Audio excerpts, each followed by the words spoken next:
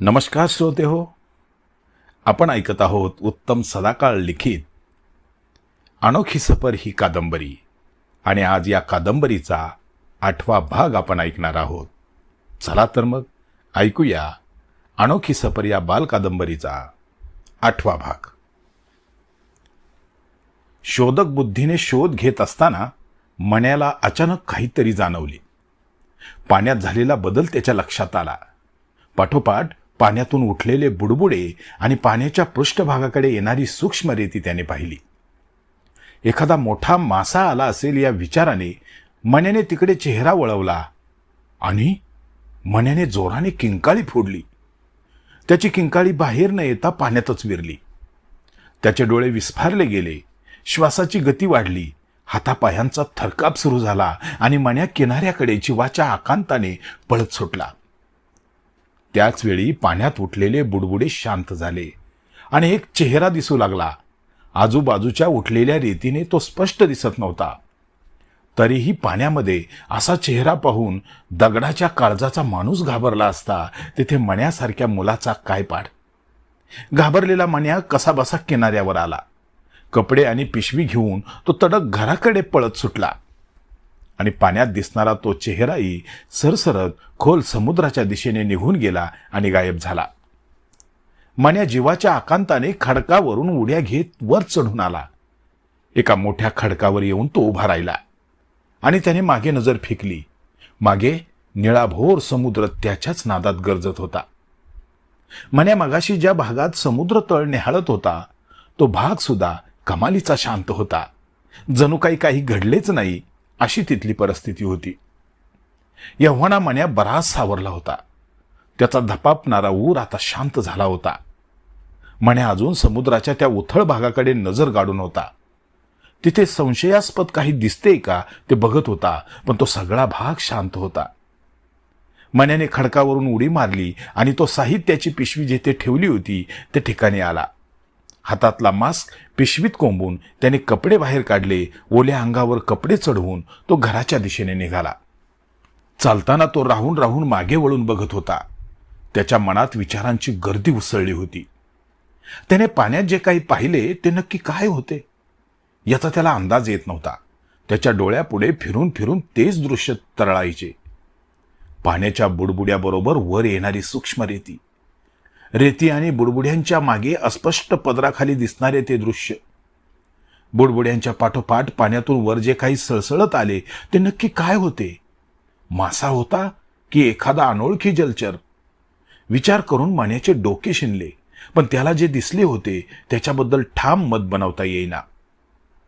पाण्यात मण्याला घाबरून टाकणारी ती आकृती होतीच तशी. लांब लचक येईल माशासारखे तिचे शरीर मण्याने वळवळताना पाहिले होते. त्या आकृतीचा शेपटेकडेचा भाग मात्र मण्याच्या नजरेस आला नव्हता. गढुळलेल्या पाण्यात मण्याने त्या जलचराचा चेहऱ्याकडचा भाग मात्र पाहिला होता आणि त्यामुळेच तो घाबरला होता. त्या जलचराचा चेहरा चक्क मानवी चेहऱ्यासारखा होता. थोडाफार फरक सोडला तर हुबेहूब मानवी चेहरा होता तो. विचार करता करता हळूहळू मण्याला काहीतरी सुचू लागले. त्याच्या मनात विचारांची तर्कसंगत साखळी तयार झाली आणि एकदम त्याचे डोळे एका विलक्षण तेजाने चमकले. तोंडाचा चंबू करत मण्या एकदम ओरडला, वाव, म्हणजे अशी भानगड आहे तर.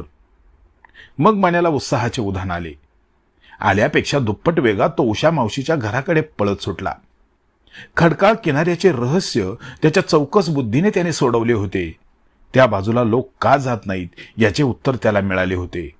अर्थात त्याची पक्की खात्री नव्हती, पण आपला अंदाज चुकणार नाही असे त्याचे मन त्याला वारंवार सुचवत होते.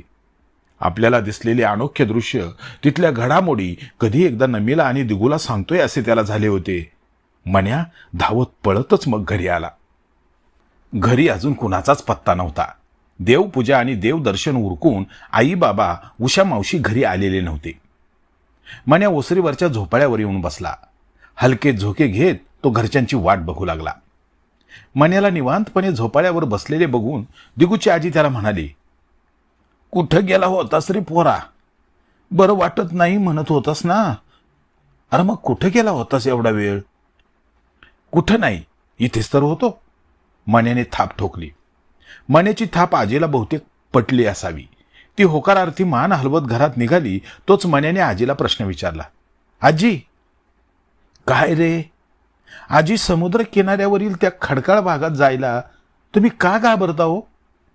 मण्याच्या आकस्मिक प्रश्नाने आजी गडबडली.